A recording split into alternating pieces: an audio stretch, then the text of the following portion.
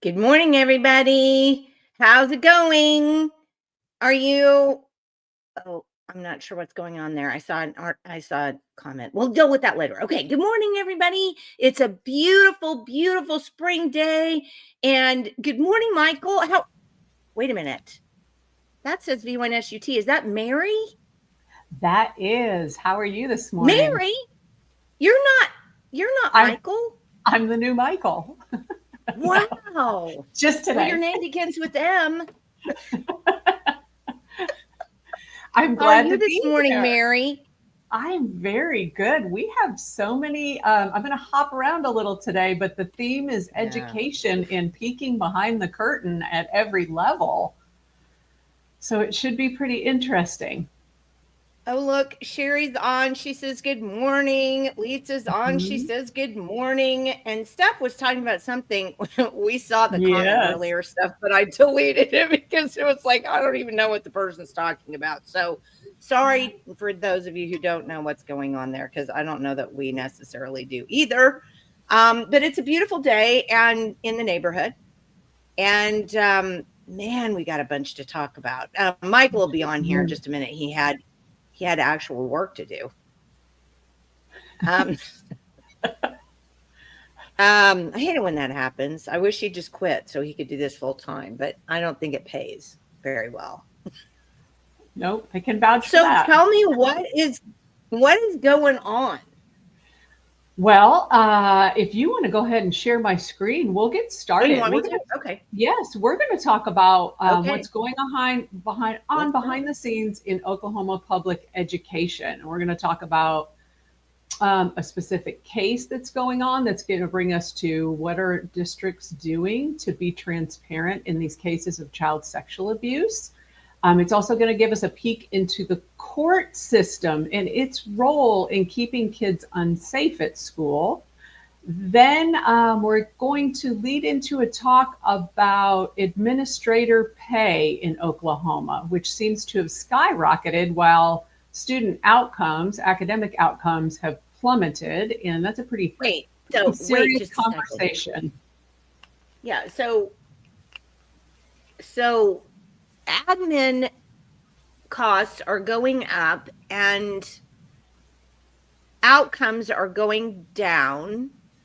Correct. Of sounds like people in charge don't really care about public education. I mean, am I wrong maybe? It's interesting. What I would say from all of the cases I've looked at through the years, that public ed elitism is alive and well. And a lot of times we talk about how our teachers, the ones who do the actual hard work in the classrooms, are underpaid. But we rarely connect that to where the resources are really going as far as the salary pool in public education districts. More and more, the money's going outside of the classroom into administrative salaries and growing numbers of administrators within these districts. People often get caught up in thinking that the State Department of Education or the legislature dictates teacher salaries. What they actually dictate is the floor of teacher salaries, the minimum of what a teacher salary can be. districts have full latitude to pay their teachers more, to pay them what they deserve, to pay them based on meritocracy. We're a local control state, but that's not what we're seeing. We're seeing teachers' salaries continue to be low, sometimes unlivable, given the regions that they live in. And we're seeing absolutely skyrocketing superintendent and administrative salaries. So we'll get into that in detail.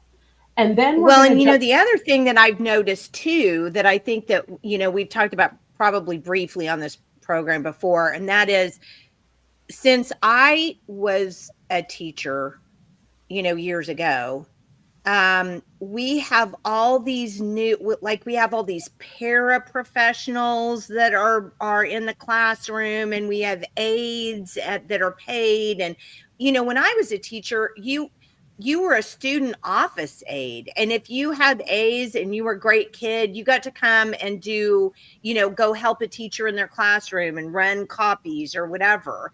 And we don't do that now. We yank the taxpayer dollars right out of their pockets and pay some person to do that. It's like we've said 100 times, government is a jobs program. That's all government really is.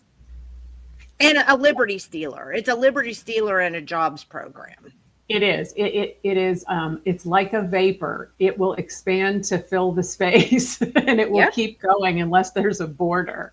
So after that, we're going to talk a little bit about the Senate Bill 224 that I know you've been pushing a lot of information out about, the data, additional data they're trying to collect on your children. There's a misnomer. It's being pushed as we're already collecting this data and we're just pulling it all together. So there's two really big concerns there. There's privacy concerns, and then there's also a huge red flag for grift. This is creating an entirely new level of government over education and funding it through vendors and contracts. It's something people need to be really aware of. So when we get to that, don't let me forget, because there are two things I need to throw in here before we forget about them. Number one, don't let me forget to tell you about my conversation with Janice Danforth this morning, where we talked about the SLDS, because that was a really big deal, talking about grift. And then Sherry asks if the administrator salaries get calculated in the money being spent in the classroom, and we need to go back and talk about that. So go ahead. We'll talk about that when we get there, but the answer to that is no, mostly. Okay, so let's go back down to Lawton. And last year in the spring, Visit reported about a teacher, a trans teacher, right here, who was teaching computers and coaching girls volleyball at Eisenhower High School. Now this teacher, and I'm going to say, Steph, the invisible, brought up a point in the very first comment. This teacher, when we get to the part of what the teacher's paying, she's right. They've now cut this in half since we published this. So we'll get to that. Thank you. Oh, that's what she was talking about. Yes, her attention to detail is amazing. I want you as my helper. So this person, whose name goes by the name of Nico Miranda, was arrested related to an inappropriate sexual relationship with one of her female players. This is not a man, this is a woman. But the entire district believed, the parents were led to believe that this was a man. There was no indication given to anyone in the district, including the parents of the children that attend there, or the players on the team, that this was a woman. Now, well, but for Pete's sakes, that person does not look like a woman. That is very, very concerning. It is. And we also wrote an article about an administrator, a principal or assistant principal, it's really hard to say, of Western Heights Middle School, who is also a female, but very much presents as a male. They wouldn't know. So there's no real conversation for parents about this. Now, the school district had to have known, and we detailed that about the process by which they must submit for background checks and things to the OSDE to get this person approved. This person was emergency certified, and then I think alternatively certified. So the district administration knew that this person was female, but allowed this person to present as a male. And then this person was arrested related to this relationship with the child. And I do want to say something interesting about this case. The reason this person was arrested is that this didn't go as most reports of child sexual abuse within schools goes. Mostly parents go, they discover these things, and they go to the school. This mother went straight to law enforcement, which I know that that's something that Broken Trust, who's advocating in Oklahoma to stop child sexual abuse in schools, has been instructing groups of parents to do. Go to law enforcement first. So the mother in this case, as many teenagers, they're not where they say they are. Sometimes overnight, they're not where they say they are. And the mother traced her daughter's phone and found that she'd been spending lots of time at the Campo's house, including overnights when she was supposed to be elsewhere. Then there was a trove of communications and sexual communications and things like that on the phone that proved that this was an inappropriate sexual relationship between a teacher and a student. So the media reported this as a man when this person was arrested. She was arrested and they said that he turned himself in and he was in an inappropriate relationship with one of his students. Every single media outlet, including national, MSN, reported this was a man. This was actually a woman. And we know this was a woman because, let's see here. When she was booked, we know she was a woman because she was booked as a female and went to, I guess it's not in this one. This is the follow-up article. She went to the female portion of the county correction, the jail down there. So we were able to learn that this was actually a female. And if you remember, in 2023, Governor Stitt passed an order saying no men would be going to female prisons. And conversely, no women will be going to male prisons. So that's how that person ended up. Now, at the end of this, we assumed last year, great, this person's been arrested. They'll never be in a school again. They're going to be convicted, and they're obviously going to face jail time for sexually abusing a student. That's not what happened. So this person got absolutely in a plea bargain, no jail time. And the circumstance of how this happened within the courtroom are really concerning because they suggest that our prosecutors and our judiciary don't understand the relationship, this groomed relationship between students and their abusers. So just 1 week after being served with a subpoena, the student in this case, the victim, made a motion requesting that they lift a condition of Miranda's bond that said Miranda could have no contact with her. So I want to say that again. They subpoena this kid, this teenager, and suddenly she's saying, oh no, she can see me, take that off. It smacks of the stress of thinking that she's going to have to go to court and understanding what this person is going through.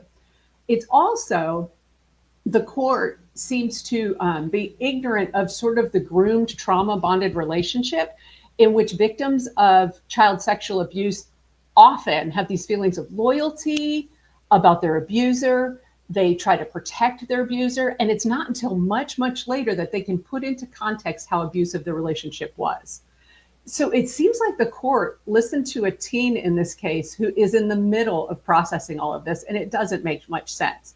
So Miranda actually pled not guilty to these charges in June of 2024, and then she changed her plea within a plea bargain, and her entire 10-year sentence was suspended. So she spent no jail time. Oh my gosh.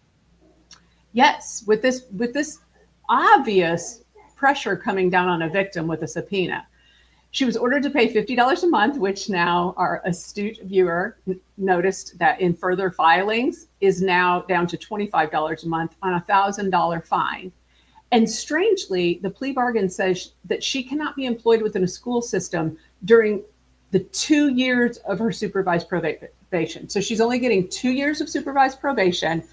And they put a stipulation in there that she can't work in schools for 2 years, which I found just astounding. So this is actually from court records right here saying 2 years of DOC supervision not to be employed by a school during those 2 years, and should be surrendering her teacher's license. Now, what's interesting is that she was convicted under this particular statute, and you can link to it in the article, and it is specific to people who work within an elementary school or secondary school, a tech school, any of the school system, about having a relationship with a student. It doesn't matter if the student is over 16 years old. You're employed there. You have the power in this situation. You are an authority figure, and this is a felony. And within that felony, further in the statute says you shall be punished by imprisonment in the custody of the DOC for not more than 10 years. This is not a may, this is a shall. So this court has overridden the law in this plea bargain, and we see this a lot about these cases that come from inside schools. And I just want people to be aware of that. Couple of questions. Steph asked who the judge was. Oh, right here. Let me show you the judge. The judge in this case was Scott Meters, a district judge in Comanche County.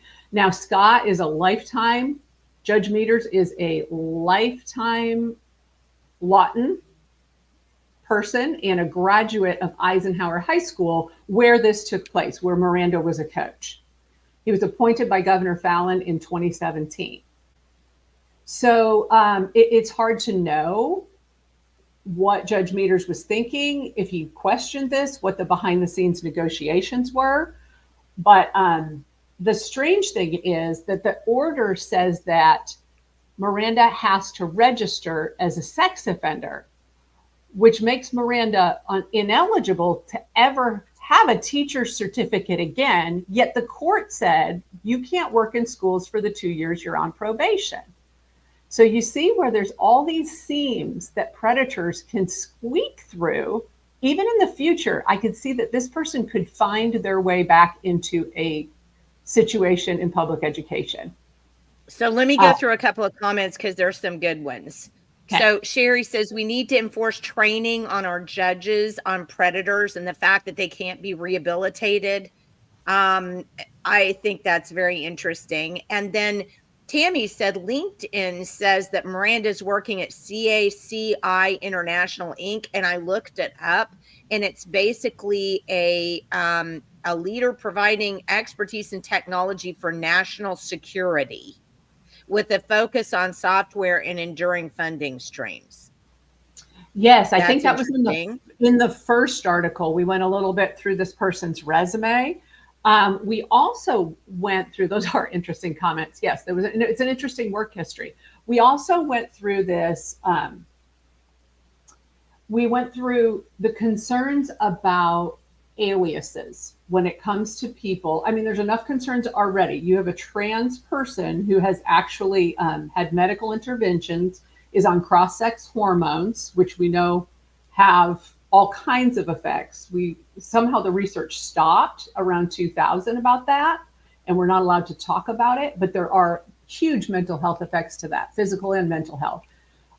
But there's often many what I would call aliases. There's the original name. This person went by Misty Star Miranda. Yeah. This person went by Nico Misty Star Miranda. There's also Day Ocampo that is put into this person's name. So there are all these iterations of the names, and the court records for this person do not connect, which is scary when you're talking about an intervention with law enforcement under a female name, then an intervention with law enforcement under a male name, or a hybrid of the two, and that they don't connect. So when we're doing background checks on these people, are we catching it all? In this case, I have my doubts because they did not connect, and it was very hard to find where this person had legally changed any name.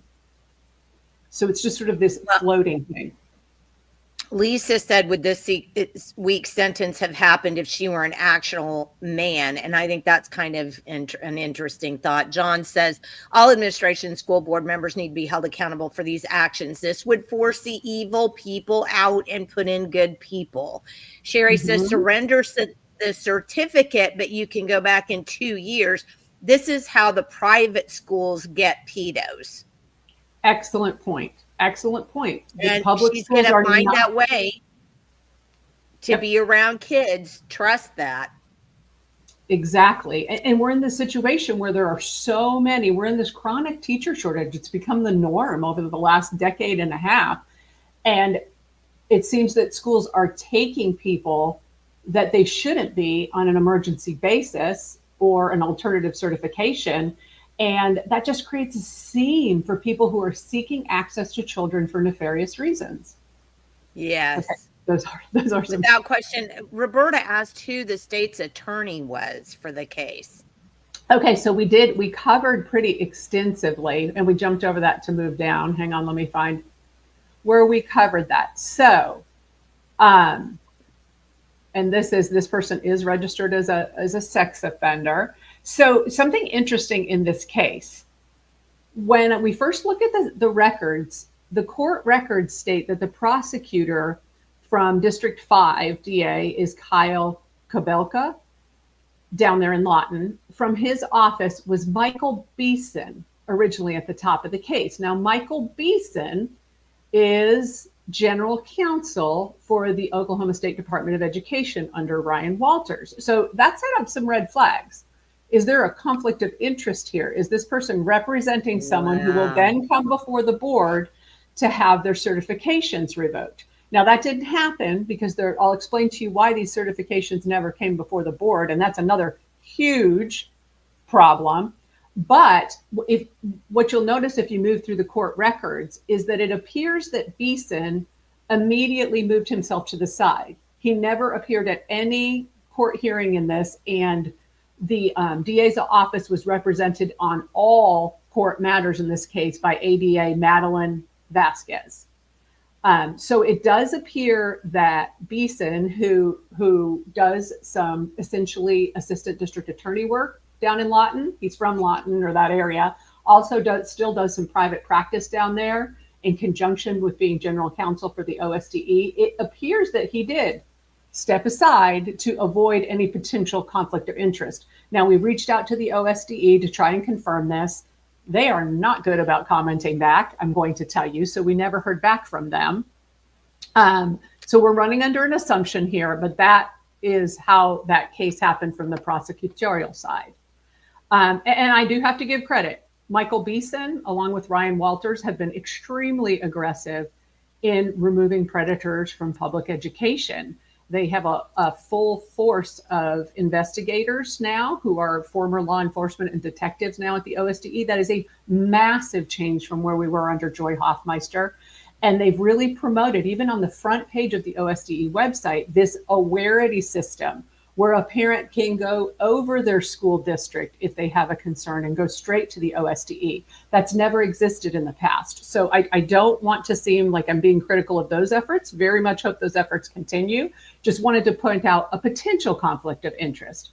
This is the DA who ultimately is responsible for the plea bargain deal, even though Vasquez seems to have served as the assistant district attorney in the case. And again, we talked about the judge who is an alumnus of Eisenhower High School, where the crimes. His name is familiar, and somebody, I hope Amber's watching tonight. This morning, she probably isn't, but that name sounds familiar, and it makes me think that maybe it had something to do with that sheriff's election in Lawton, in around, but maybe not. I maybe just, but the name sounds familiar. Go ahead. So one of the last things I want to point out about this case is as progressive ideology has taken over a number of our Oklahoma districts, and they seem to be some of the larger, more urban districts are more steeped into this progressive ideology, where they are hiding some things from parents about educators, in this case about gender. If you really follow, it seems like those are the folks who are being awarded within the district.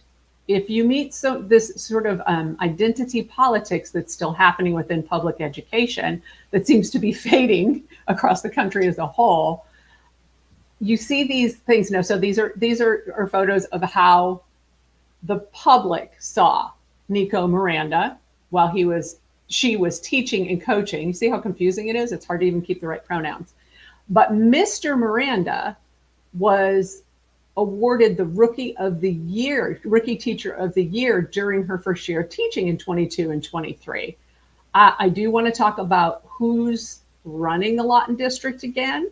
Superintendent Kevin Heim is still running the Lawton District, was at that time longtime superintendent there, refused to comment at the time last year to us about Miranda's arrest, the district policies. You know, we have a locker room, bathroom policy here. How is that followed? And about whether any parents were informed that this was actually a female portraying as a male in the classroom and on the court coaching. The big problem is that districts are so unaccountable. They button down and they almost always refuse to comment about these situations because they know that they won't be held accountable. All they have to do is be quiet and let it pass by.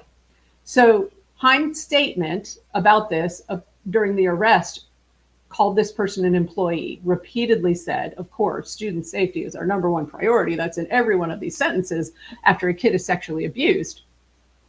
And the very same board meeting where they were hiring Miranda in 2022, which means they're doing background checks, they know all these things, Heim and his wife are being celebrated by the school administrators union as superintendent and administrator of the year. So there's a lot of awards flowing here for these folks as they're knowingly hiding these things from parents and refusing to comment, to justify, to even explain whether they did or did not know what was going on. Well, and I want to know what makes these people, what are the criteria for these awards?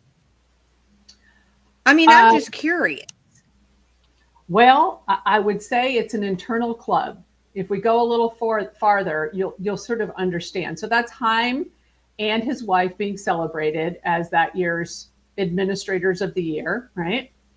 Now, Kevin Heim, we said we're going to talk a little bit about salaries. At the time, was making $320,000 a year, even though only 10% of Eisenhower High School students currently test proficient in math.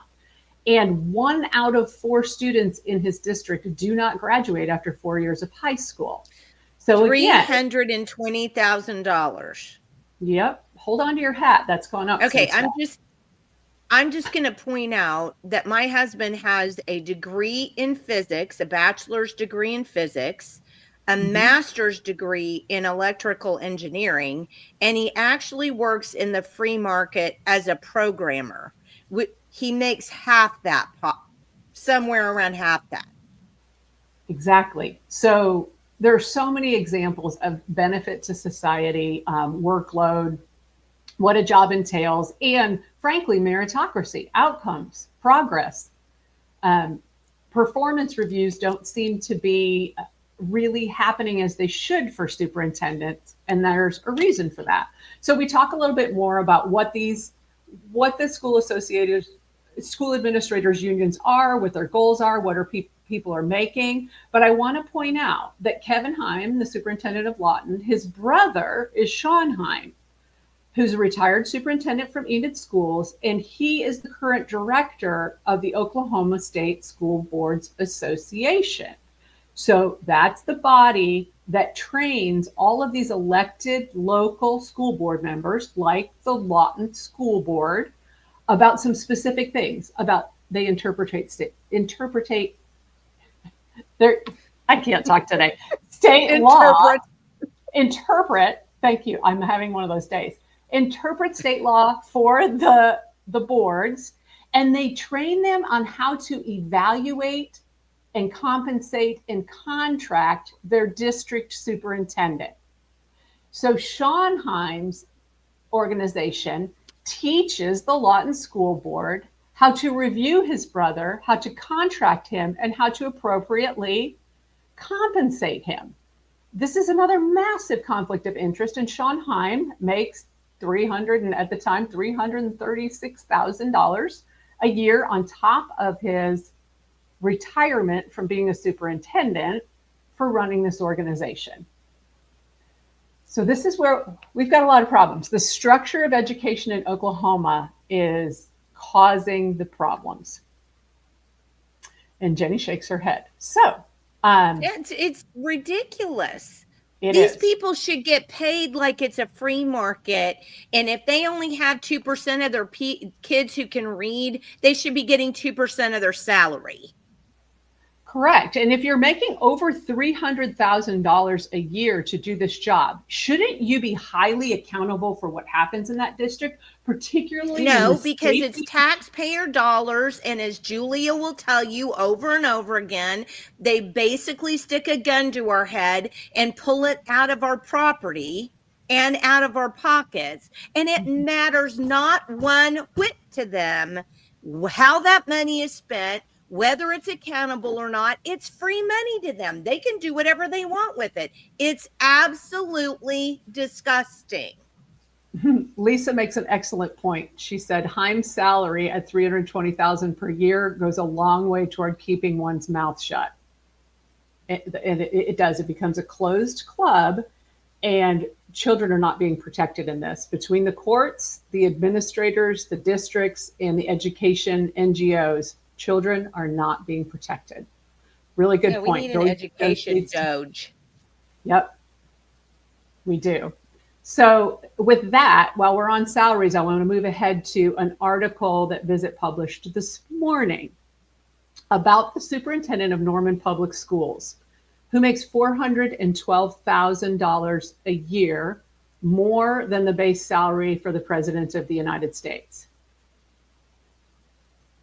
And let me tell you where those figures are coming from. Those figures are coming from the Oklahoma State Department of Education. Every district has to report. Everyone basically who works under public funds and education is accountable. The public, that information is ours. Those are our dollars. We need to know what they make. This is a list of the 10 highest paid superintendents as of this school year.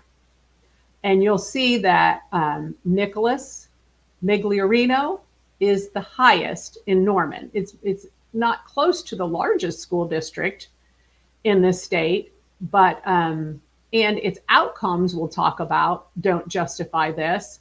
But he makes $411,000 and change, almost $412,000 as his total compensation package, which I found breathtaking. And the fact that it's been out there for a bit and it hasn't been reported on is really interesting to me. Now, if we look at the top 10 paid superintendents, you can make an argument about the pay scale being extremely high across the board for superintendents. We have some interesting comments, so I want to stop and take a look at those. The legislature needs to fix this too. Instead of saying the system is messed up and let's outsource to public-private corporate partnerships, will ruin the private education community. I can understand that comment. Sounds like we should take a summer break to dismantle the system and start over from scratch. It does. This is how we feel. Administrators doing nothing but taking money away from kids. That's an extremely strong point. And Julia makes a great point. What about our assistant superintendents? That's clear. That's not nearly the total for administration. It's ridiculous. We're going to talk about that in this article, Julia. We go on to what does Norman's district level administration look like? And you're right, it's expanded. There are a lot of high paying jobs in districts that are not the superintendent. This club is bigger than Lawton. The club has judges, attorneys, officers, sheriffs, yes, legislators. Steph, I agree with you completely. The problem, going back to the previous case where children are sexually abused, is that there's an elitism across a lot of Oklahoma communities. I really see it in the rural communities where a very few people protect the people at the top across the systems. And it is crushing to the families there. It's unsafe. And if they speak up against it, if you speak up against the school, you're probably going to have the sheriff stopping your kid on the way home from school. If you speak up against anyone at the school, a judge on another matter may come down on you. I've seen it all. That's a great point, Julia. So moving on from there, Norman's superintendent, I'm going to call him Dr. Nick because it's easier to say than Migliorino, and I'm having a hard time today with my mouth. And that's how Norman refers to him, is Dr. Nick. He came to the district as a program director back in 2008. He was at several, taught at Moore, taught at Tahlequah, quite a few places, and then came to Norman. And then he left Norman Public Schools from 2011 to 2014 to market School Connect, which was an application that he developed while at Norman Public Schools. So Norman Public Schools was the first to use it. He was working there, and they used the school population there to develop this communications app. And then he left for 3 years to run that company in Norman separately, School Connect. Now, it was all marketed as free to other districts to get it sort of spread around and the name out there. And then in 2014, Dr. Nick sold the application to Jostens, which is the yearbook, class ring, school products juggernaut across the country. We have no idea what that sum was that he collected when he sold the rights to School Connect to Jostens. But he then, and this is from his LinkedIn resume, you can read a little bit about what he says about the application. But then he returned to Norman Public Schools after making that deal, was the assistant superintendent, and then in 2017, he became the superintendent. Now, most of the people listening here know that about Norman. Norman is where the University of Oklahoma is. It's become a much more progressive community politically because it's a college town. They have an enrollment just over 15,000, which isn't close to our big districts like Oklahoma City or even Moore or Tulsa. But it's not small. It's somewhere in the middle of that range. They have a 4-year graduation rate that has dropped since Dr. Nick became superintendent. It was 89.4% when he took the reins, and now it is 81.3%, which is exactly state average. So if we're looking at performance of the district and outcomes for kids, it's tough to see where he might be the highest paid superintendent in the state. When you look at OSDE records on oklaschools.com, that's where the school report cards for school sites and districts are held. When you look at those, there are 25 school sites within Norman, and this is how they rank. One of them is an A currently. This is 23-24 year. 7 school sites are rated as a B, 9 are a C, and 7 are a D. So when we're looking at this, there's nothing for saying $420,000. Correct. In 23-24, 59% of Norman Public Schools kids tested below proficiency in that combined average of all of the major testing. And in math and science, 65% in both of those areas were below proficiency. Oh, for Pete's sakes. There's a lot of comparing districts in Oklahoma one to another, and there's a lot of people posturing as though they're doing a better job for kids than they actually are. But when you look at it empirically from the data, it doesn't look good. So also in Norman schools, which I don't know if I can get this all on here. Yes, I can. You'll see this is particularly for math, but Oklahoma Schools does a really great job of giving you some visuals about how things are going. And this is essentially math proficiency. So you can see that proficiency, they call this academic slide, where kids are becoming less proficient as the years go on. So we're missing things at one level, and the next is building on the next and building on the next. And by the time we get down to 8th grade, we're seeing a really low 22% proficiency in math. That's really keeping a lot of kids from heading into those STEM careers and the things that are really going to make them self-sufficient now. Let's see. Another thing that I think teachers will be interested to know. This is a little hard to find, and they don't update it on a really timely manner, but the OEA, the Oklahoma Educators Association, does a salary comparison of the salary scales for teachers in the districts in and around Oklahoma City. So the wider Oklahoma City metro area. And if you go and look at this one and look at some of the past ones, which takes a little digging, Norman is not a high payer. They don't have a high teacher pay scale to say that maybe, some districts have more money than others. Are they paying really well across the board to attract the very best people, particularly in the classroom? And that's not what we're seeing. Places like Crooked Oak, Deer Creek, Edmond, Moore, Mustang, Oklahoma City, and Piedmont have a higher teacher pay scale than Norman, which is showing you that this money is being pulled out to administration, and it's not necessarily there in the classroom anymore.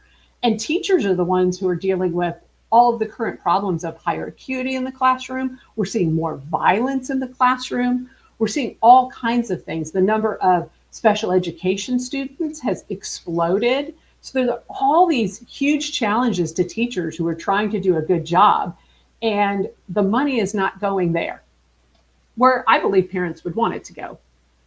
And that's one of those nonpartisan issues. Everyone thinks that good teachers, should be making more money. So when you look at all these factors and you say, okay, why is Dr. Nick making $412,000 a year? There's really nothing that jumps out to justify this fast increase in pay. And what you'll see here is from 2018 all the way to 2025, how his total compensation package has increased dramatically. Unbelievable. Scores draw. It's an inverse proportion, kids. What we call in math an inverse proportion. As the scores fall, Dr. Mick's price tag rises. It appears to be so. So, well, can we back up just one quick second, because absolutely. There were some good. So Julia says the lobbyists will never allow legislators to stop this, and good people don't have the money to replace them all with the people who can't be corrupt. The only answer is to pull out kids. Come on, parents. And then John says, when you tell truths about the wrongs of the school in in the small rural areas, not only do you have the sheriff coming after you, you have a large amount of locals doing the same. The know-it-alls who know nothing. And then Steph says, oh yeah, I mean, I have witnessed that. I feel John. so bad. Remember the one lady whose kids were in, and I can't remember which school it was, but they posted that questionnaire that was so highly sexual, and she got it out, and then basically she had to homeschool her kids because they just treated her and the kids so badly. She had to pull the kids out. It's disgusting. And then Steph is talking about the that app that Dr. Nick made, and she said that the conversation can be deleted on the backside so you can remove incriminating information. And I thought that was kind of interesting. And then she also made the point too that the elite children are probably going to that one school, the one that actually has the good scores. So, and Sherry says, and the whistleblowers have been fired in some cases. So, Common Core in the new school system. I mean, it's true. I mean, goodness. So he makes 33. Steph broke it down. $33,000 a month. Okay. Well, if you weren't upset enough, we're going to move a little further into this. Okay, so there is a school board member in Norman, and I want people to remember, and I want parents to really understand the power under state law to change your public school lies in the local school board. For you to run for your school board, and if the superintendent is not getting the job done, you vote to remove the superintendent. It's happened in one night in districts across the country. They flipped a school board and everything changed in one meeting. So I want people to understand that. Now, this is Alice, and Alex, and I don't know, I think it's Rougier. I'm not sure how you say Alex's name, so I'm just going to refer to him as Alex. So he was voted onto the Norman School Board in April of 2022. And in his Facebook posts about it, he talked about being the first openly LGBTQ plus member on the Norman School Board, and claimed that in electing him, they took a stand for LGBT plus children and families who are being targeted. Now, his comments, and I always want to point this out, this labeling and connection of children with these acronyms that describe adult sexuality is really emblematic of what's going on in this country where parents are fighting back. It's part of what the divide between parents and public education, where that's been created. So I just want to point out that Norman is steeped in this ideology that says we can talk about adult sexuality with children. And there's some Facebook posts in here from school board member Alex. Now, Alex ran on lowering, and there's a quote in here, Norman Public Schools administrative bloat, quote, and restoring community trust through board transparency and accountability, which those sound like great things. We would hope Alex would get in office and do that.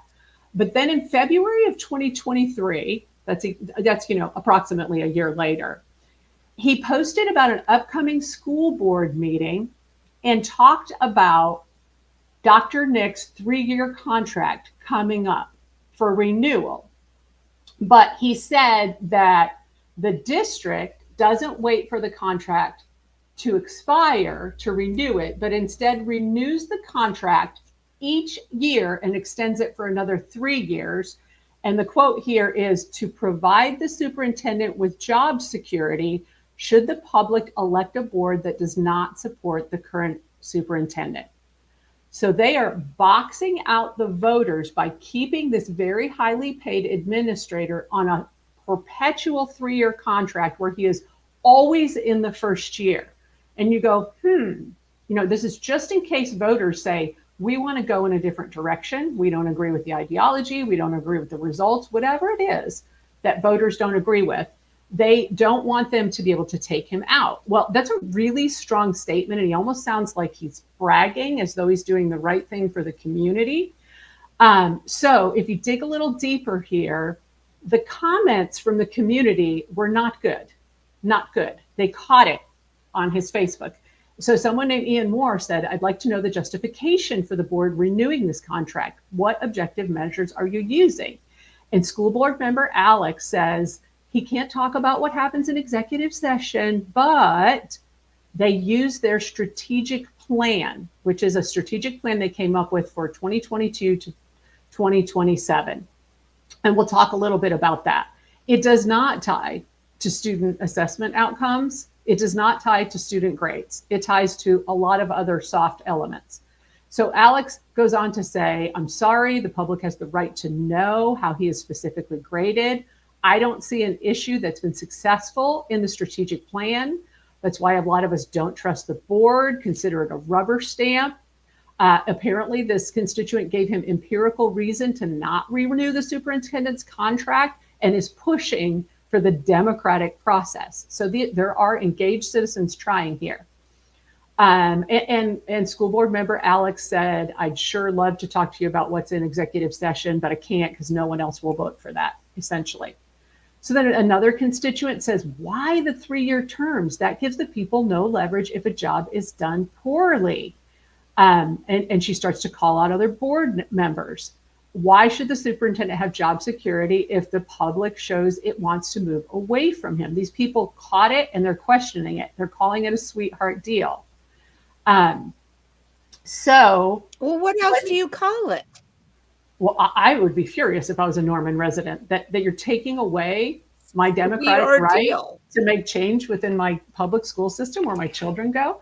So if you look at the strategic plan, it has elements of teaching, learning, safety, security, culture of belonging, the budget, world-class workforce, and improving internal and external communications. And you can click on this area and go to teaching and learning. None of that has to do with student outcomes. There is nothing that would tie his pay to how this is working out for kids academically. Um, and here's the part that might be a little mind blowing for people. To design this strategic plan that is now the benchmark for how we evaluate our superintendent, the district used taxpayer funds to hire Koch Communication, Kochcom. They're an advertising and marketing firm that were behind the district's passing of a $354 million bond proposal in 2023. And they are, you can click to their website here, they are known, their specialty is pushing the expensive plans of politicians and public agencies. So if you think about the trolley cars downtown, they did that PR. If you think about, go click on and take a look at some of the other things that they did and helped to market. They're a marketing firm. So they evaluated this, they actually created and helped design the survey that is supposed to evaluate the strategic plan and therefore say, how is Dr. Nick doing? So they ended up surveying little over 4,800 quote unquote adult stakeholders and about almost 1,700 high school students, which sounds pretty good, but they never disclosed how many of those adults were district employees, community partners who are on one of 40 of their advisory committees, which is just hundreds and hundreds of more people. We don't know how many of these were pure parents who have kids in the system as stakeholders. So it's really, the survey is suspect at best. It feels like a political marketing survey.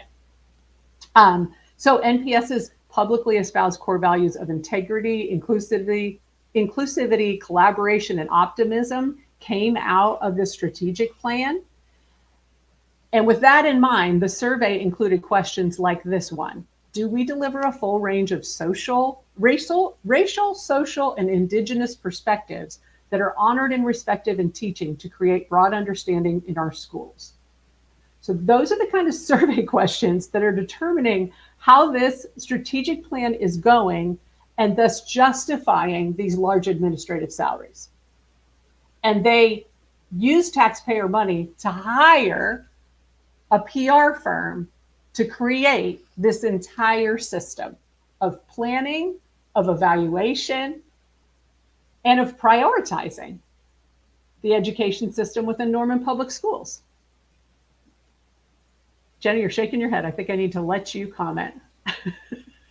Well, I'm just sitting, honestly, because I was curious about this Koch Com. And because I wanted to know, did it have anything to do with the Koch brothers? And it's founded by this person. This is really interesting. So it's founded by this person named Kim, spelled with a Y, K-Y-M. Koch is her middle name. And she was from the Oklahoma Quality Foundation. She was a principal with the Oklahoma Quality Foundation. And I kind of wonder, what that organization did. These people, I just see things. Oh, and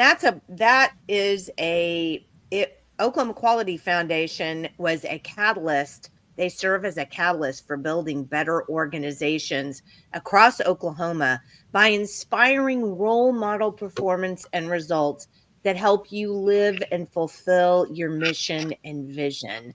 So it's just frustrating to me because listening to you talk, it's propaganda. And we talk about propaganda on this show a lot, but the thing that's the most frustrating, and I know that our viewers are most frustrated by, is somehow our tax dollars get paid to propagandize us to release more of our money to go for tax dollars, to go for all this crap that's like a black hole of accountability and transparency and everything else. I mean, it's just unbelievable. Julia says parents are so oppressed they won't step out to vote because good school board members ought to vote for good school board members. We lost our only good one a couple of weeks ago because the school people show up to vote for status quo. That Norman went blue. This is what happens when you go blue. Is Norman blue or purple? For the blue had registered red and now are purple with rhinos, which is what we talk about. Yukon is supposed to be the reddest of the red. Our schools are blue, though. Taxpayers are paying for that again. Stop the madness. Word salad. Has anyone checked? Oh.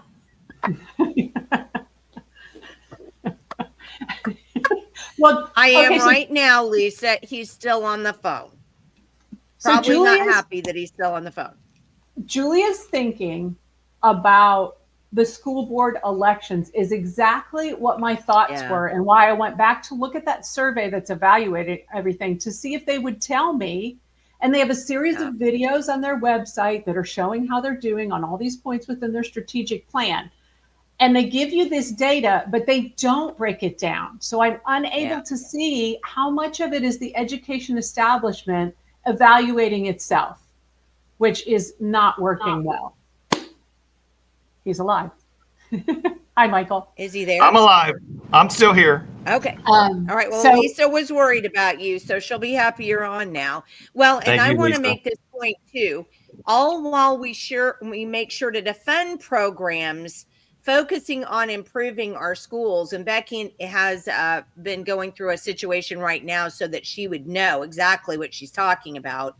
And then that's what Judge Meters did, basically. So, I mean, but the problem that we get into is while we all sit here and scream at the screen and, whack our fingers on the keyboard and watch our blood pressure go up and know all of this is happening, unfortunately, until we break through the propaganda to wake the people up that are being propagandized by these public schools and by Coke's advertising and whatever, we're stuck. I mean, we're stuck. Well, maybe let me go a little bit into this contract, because I would like to give constituents of a lot of towns a little heads up about how this is happening. How a superintendent comes to make $412,000 a year. And keep in mind, again, the school board in Norman voted for all of this over and over and over. Okay. So NPS, this massive superintendent's contract, when that school board member on Facebook was talking about how this keeps this superintendent, protects him and keeps him in place in case the voters vote out the school board as a majority. I questioned, okay, how is that? How did they manage that? So Visit did an open records request and got his last 3 contracts. And everything school board member Alex said was correct. He is renewed. He's been renewed every year for the past 3 years, but on a 3-year contract. So he's perpetually on the first year of a 3-year contract. Right now, his contract goes until June of 2028. This is Dr. Nick on the left and on the far right. And this is him just this month giving an award to the Norman Public Schools Foundation, which is the fundraising arm that many of these big districts now have. And they used to be very separate. They did things like help raise funds for materials in classrooms so they wouldn't come out of teachers' pockets. Now they've become a de facto extension of the district. Sometimes they're even housed within the district. And we'll show you their organizational chart. They have the Norman Public Schools Foundation on their leadership organizational chart for the district. So this is not a separate thing happening. So let's take a look at his contract. Here's how it's calculated. He has a base salary, which this year is $261,000 and change. They guarantee him a 2.25 raise each year of the contract. Although if the off-scale employees, so the non-teachers who are stuck on this scale that the district has them on, if the off-scale employees get raises that are higher than 2.25, they have to give him the higher raise. And even though it sounds like that raise is set, it is not set. because then later in the contract, it says during years 2 and 3 of the contract, we can throw that set raise out the door, and the board and superintendent can agree to renegotiate salary and benefits at the commencement of each fiscal year. And in no event shall their salary and benefits be less than what he got the year before. So there's no talk of how kids are doing. His salary's going up every year, no matter what. Then they have an annual retention stipend that gives him an extra 10% of that base salary. That was over $26,000 this year, just for not quitting. They gave him 25% of his base salary as an annual contribution to a 401(b) retirement plan, though he can elect to take those funds directly as salary. That's another over $65,000 just for the year. He has paid medical, dental, and vision for himself and dependents. All costs paid into the teacher's retirement system are paid by the district. If he gets sued as superintendent, all of his legal costs are paid, and any judgment that would happen is not coming out of his personal money, no matter how he was involved. He has paid long-term disability and life insurance up to a $250,000 death benefit. He also has this additional flexible benefit allowance for superintendents that we need to look at in state law. Don't even know why it's there. Reimbursement of travel and other so-called necessary expenses, which are not spelled out, so we don't really know what those are. But I have an inside source that claims, I cannot verify, that the superintendent has a clothing allowance within this. And they pay all of his membership dues for all of the NGOs and civic organizations like the school administrators, the national and the state, Oklahoma Association of School Business Officials, Rotary, Kiwanis, all of them. And they provide him with the actual device of a cellular telephone. Well, don't say they. We need to change it to we, because it's the taxpayers that are paying this. I mean, stop saying they. It's we pay yes. this. So you're exactly correct. I should correct that. The 5-person Board of Education approved for Norman constituents to pay based on this contract. And it's every year for the last 3 years. Now, what happens in the contract if the voters say no more of this? If they have a Burlington, Vermont moment like this week with the survey that went out to middle schoolers about explicit sexual acts, and they rise up in mass and they take out the board and they say, not this superintendent, right? Well, they will be out well over $1 million if that happened right now, because the contract has a clause that pays him severance pay equal to the superintendent's compensation, which includes base salary and all of these fringe benefits. Wow. For 12 months or the remainder of the contract term, whichever is more. So now this is the most ridiculous thing I have ever heard. Are these contracts coming from COSA, or who's making these contracts? Do we know? Really good question. I have the last 3 off an open records request for the Norman superintendent. I don't have any others, but it would be really interesting to start rolling out open records requests to see if this is some kind of a standard setup. But if Norman fired him right now, this is double jeopardy, fiscal double jeopardy for any district. So now imagine they fire him. They have to pay him out between $1 and $1.5 million to get rid of him. And then they have to hire someone to cover the same 3 we years. have to pay. Exactly. Norman constituents have to pay to then hire someone for the 3 years that they've already paid the departed superintendent.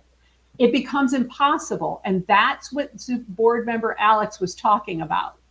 This is how we give him job security should the board flip. Wow. Yes. I didn't know performance clause in there. I didn't see any performance clauses. No. Oh, wait. There wasn't a performance clause? No, there's nothing that's tied to. He doesn't have to perform for this. No, and it doesn't even stipulate what the school board member said in his Facebook post, that this is tied to our strategic plan. It doesn't say any of that. There is Wow. there is no downside. So now we start to understand why school administrations start to run like a kingdom. These districts start to run like a kingdom because there's not no accountability. There's not even room in the contract for accountability. I'm disgusted. I mean, I honestly, somebody needs to get an interview with him and ask him what justifies being this deep into the pockets of Norman taxpayers. Well, I will tell And you, state taxpayers too, I am assuming, because, you know, all that money is commingled. correct.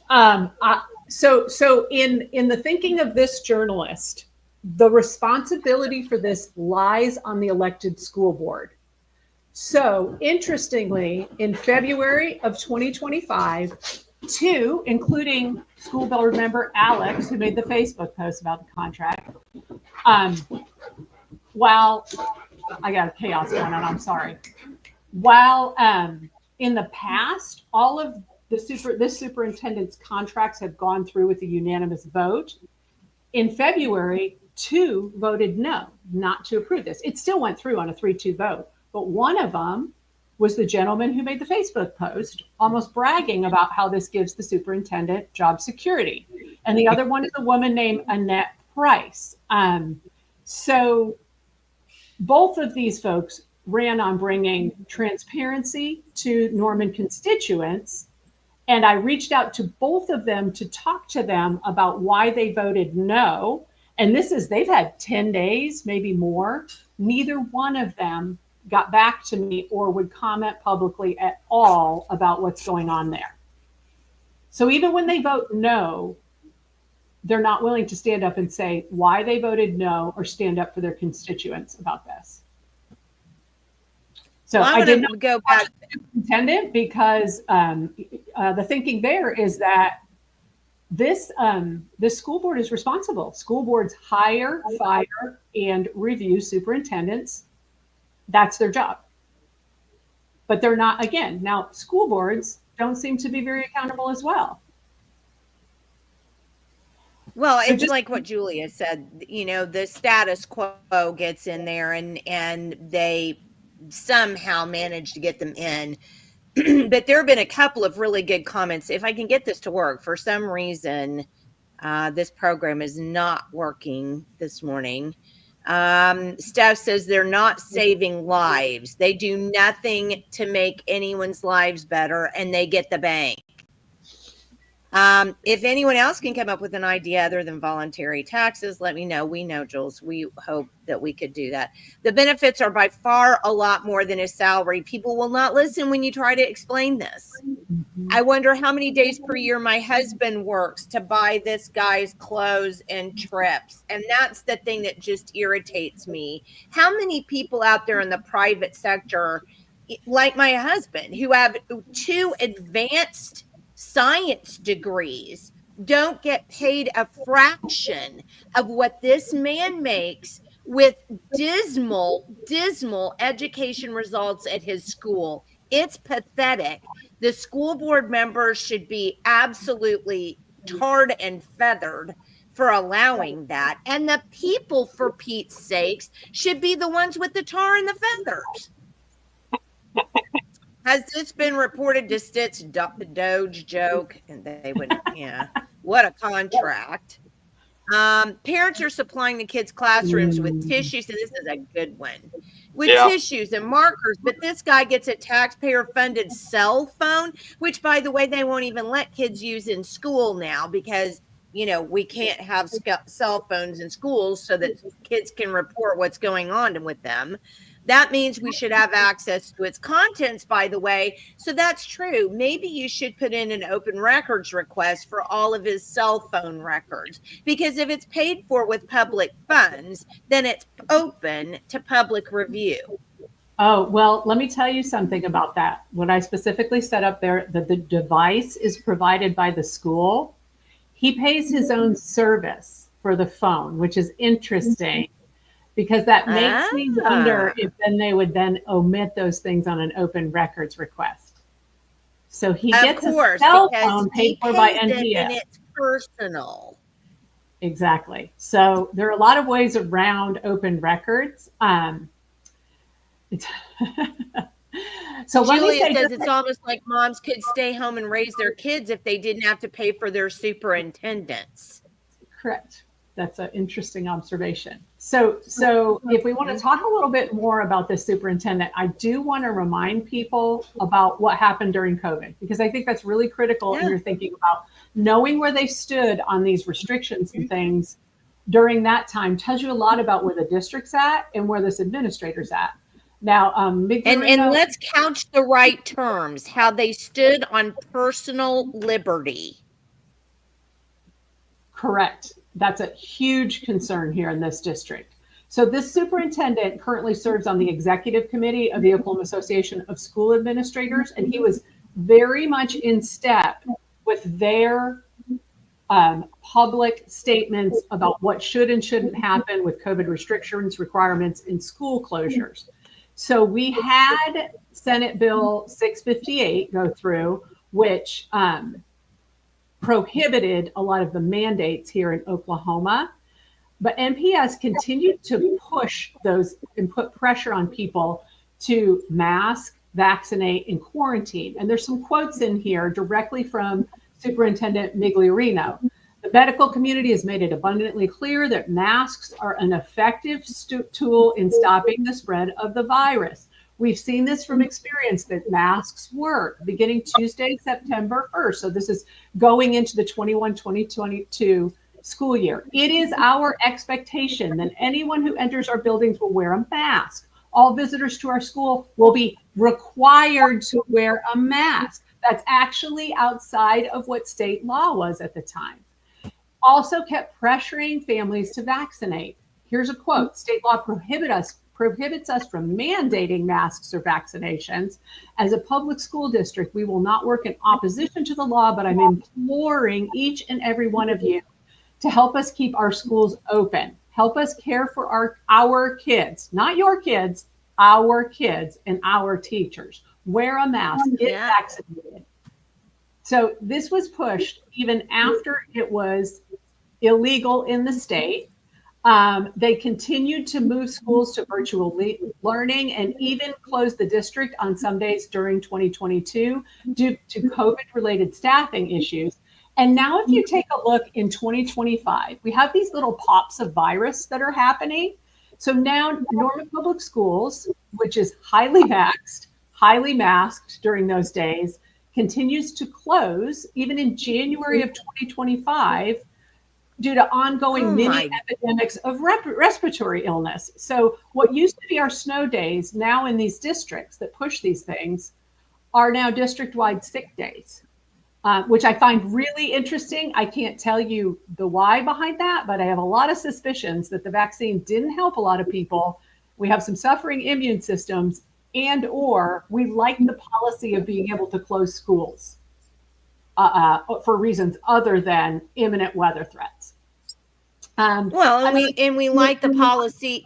We like the policy of denying people their personal liberty.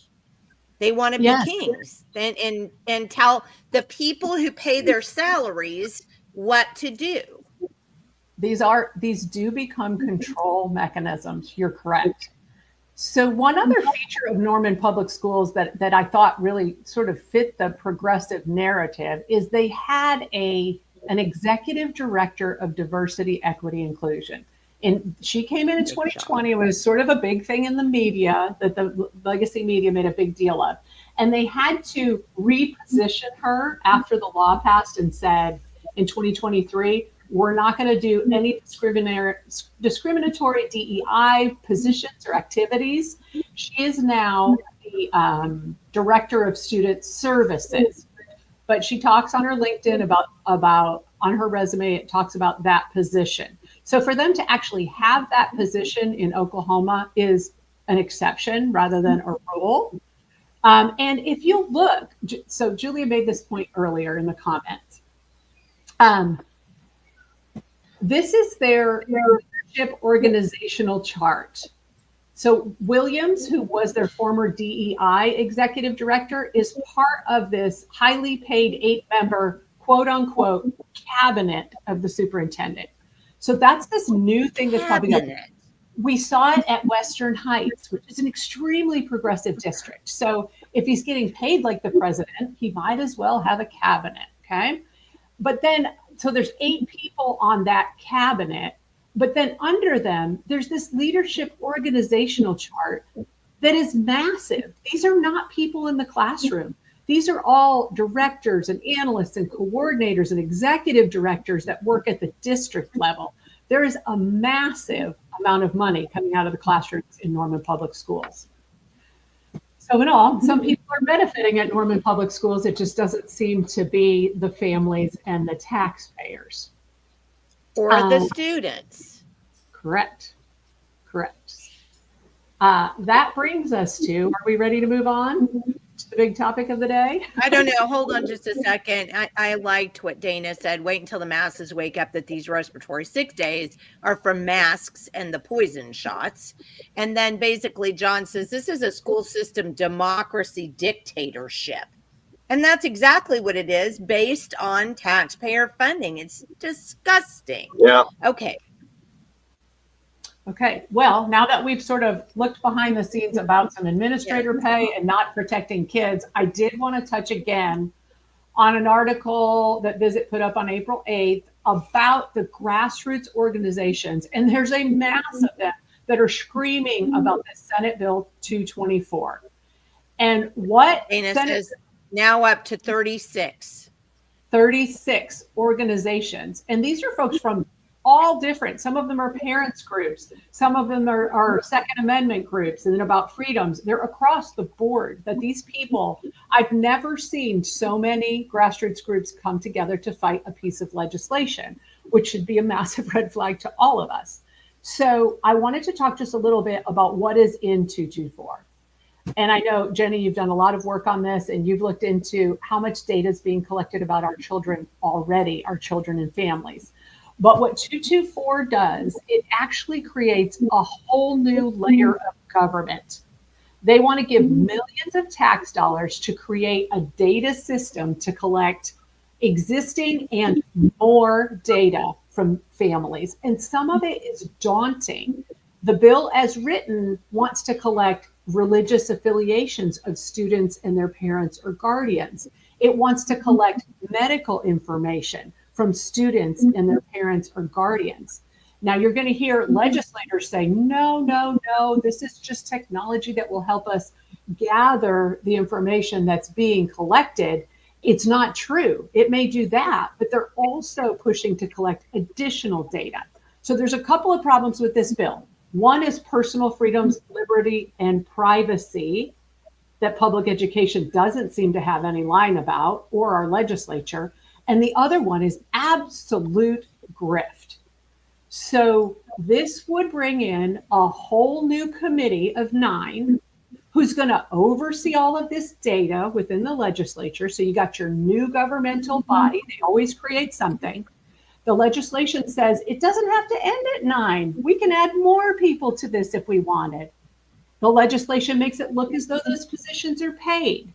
It also calls for a vendor or vendors to put together this system and then ongoing be paid to monitor and to maintain this system. Now, recently, some grassroots folks, and I know one of them's on here, met with Representative Caldwell and Seifried, who put this bill up.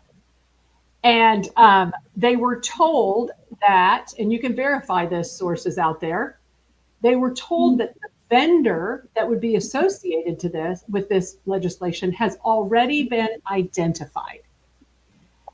That flies in the face of our state law about contracting, sole sourcing things. You cannot do that under Oklahoma public funding. They already have someone, and I want to talk a little bit about that. And this is, we go through all of the votes, we go through the people, and we can do that, right? But if you go back to an interview that I did with Kendra Wesson, and she was the state Board of Education member who was recently removed from Governor Stitt, along with 2 others, in this political battle that we see going on between Walters and Stitt, and this war against education reform. Well, within that interview, she revealed, one of the things she revealed about her time on the State Board of Education is that in her first meeting, she recalled requesting that 2 different line items, each for $1.4 million, be removed from the education budget that was proposed. One was to Imagine Math and one was to Imagine Reading. So those all fall under the company Imagine Learning. Now, that line item, putting something as a line item curriculum in the state budget for education means it skips the curriculum review, it goes straight through, and we pay for it.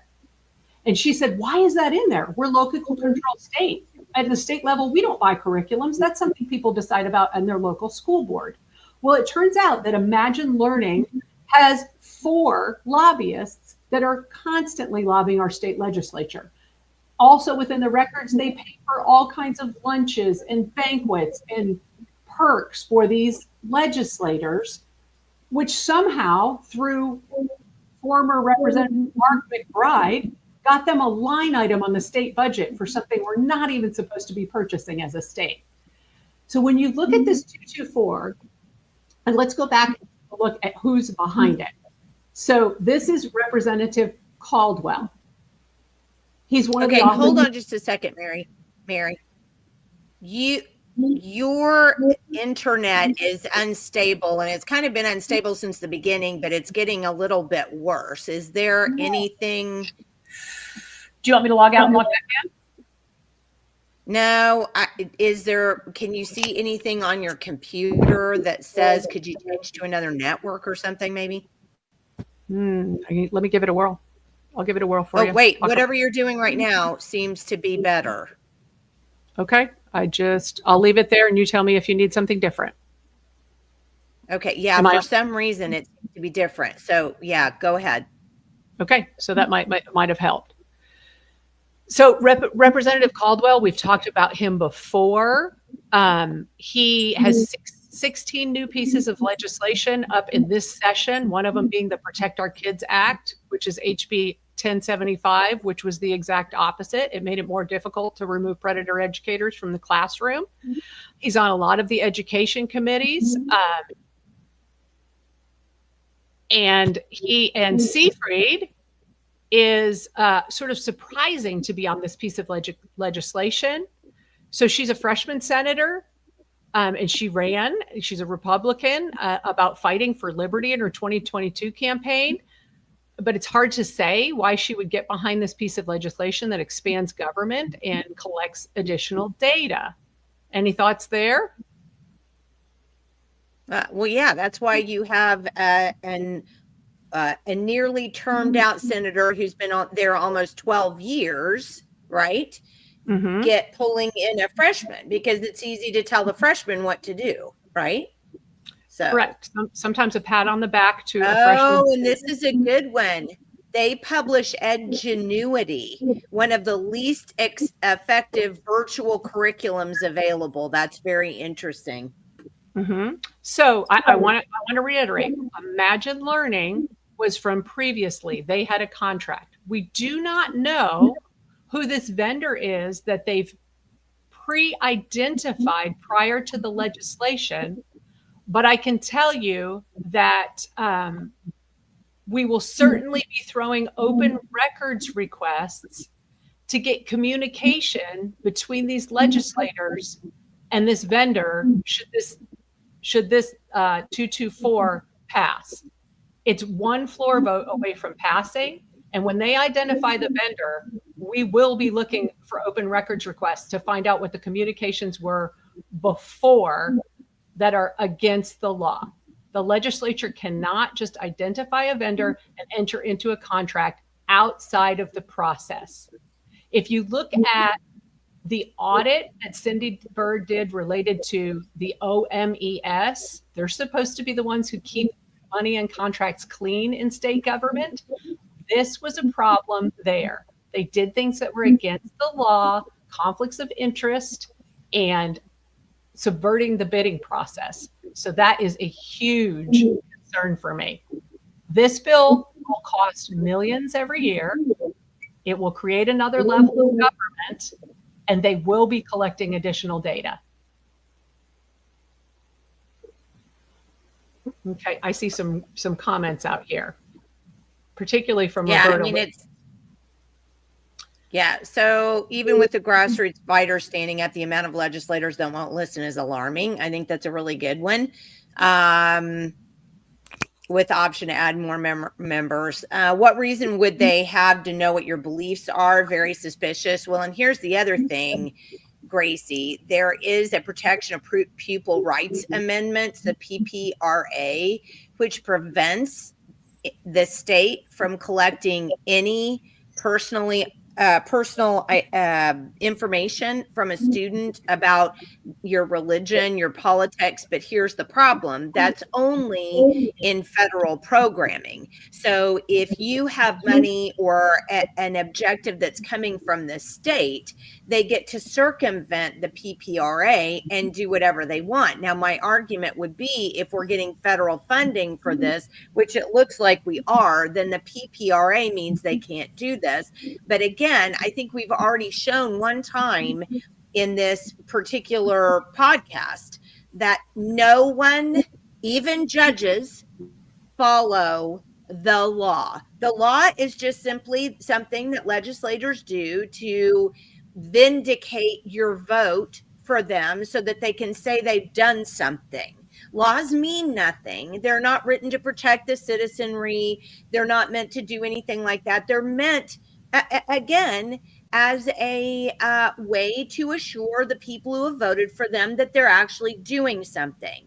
It may sound cynical, but I've found just another thing that as soon as I get enough time on, I'm going to write about, which is the sunset laws in Oklahoma and how our legislature is not following those and continuing on with these boards, commissions, and whatever they are that taxpayers pay for, and they're not following the law to reinstate those. So it just goes over and over and over again. It doesn't ever stop. A taxpayer can't file charges because you can't trust the attorneys or judges. OMG, they publish Ingenuity, one of the least effective curriculums, crooks in training. Sherry says, I have thoughts why it's her and not Pew. This bill also requires the board apply for federal grants they've already identified for. Well, if they're going to apply for federal grants, then the PPRA absolutely should be in place. And you can't ask a kid any information about their religion or their politics or anything like that. Imagine Learning received money from the Gates Foundation. That's not at all a big shock. We're dismantling the USDOE. So where are these grants coming from? I have a thought on that. Probably Amplify. That's what Texas is moving to. And they explicitly teach religious doctrine within lessons like the Pillars of Islam. They've been doing that for years.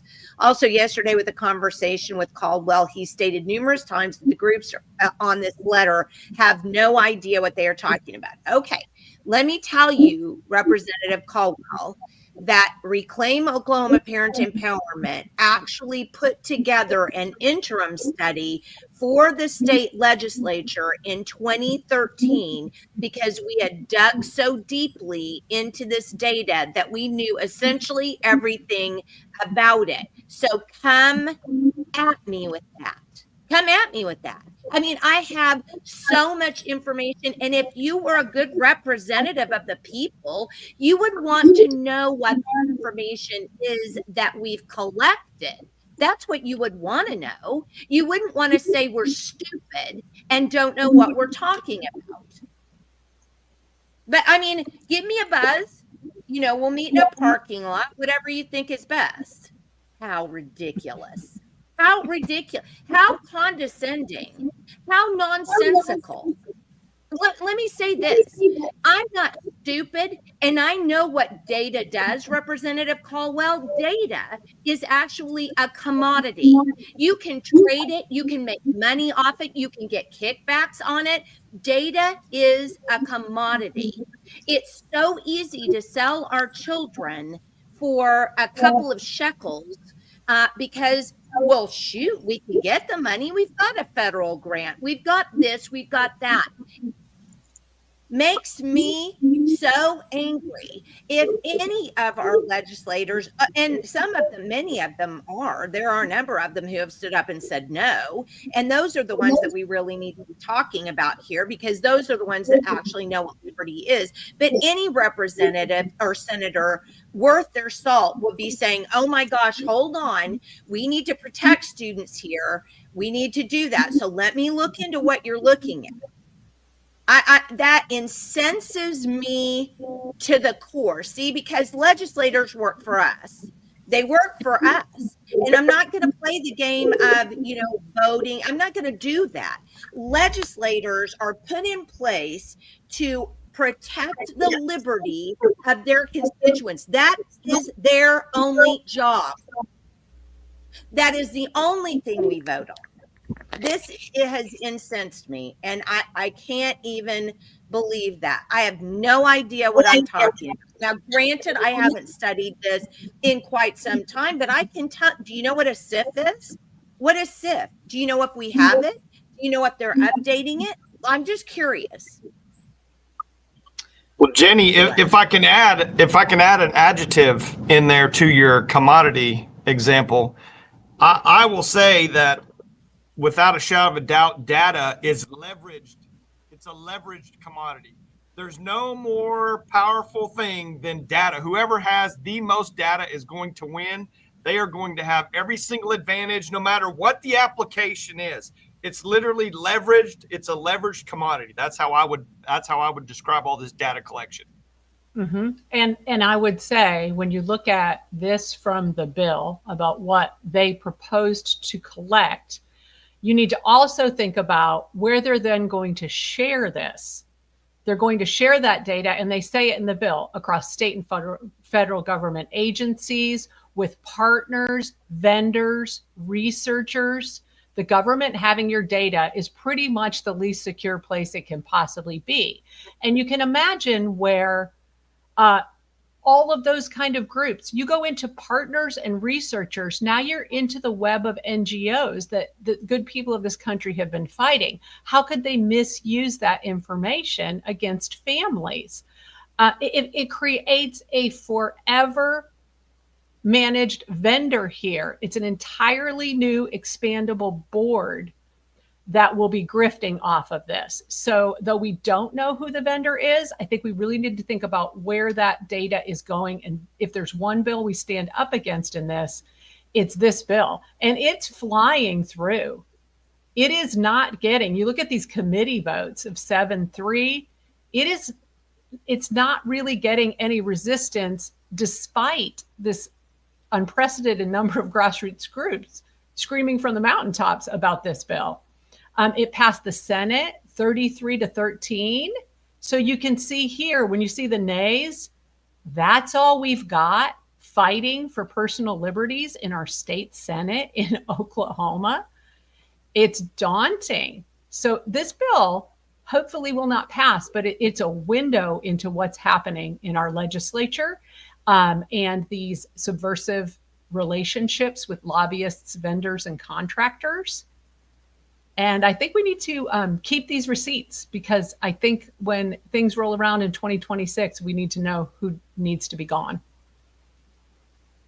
So, well, and I want to add this really fast. So this is I created this to talk about where all the data actually goes. And so, because they wanted a seamless database, and Janice and I were Danforth and I were talking about this morning. Don't forget, Trump wants to get rid of the USDOE, right?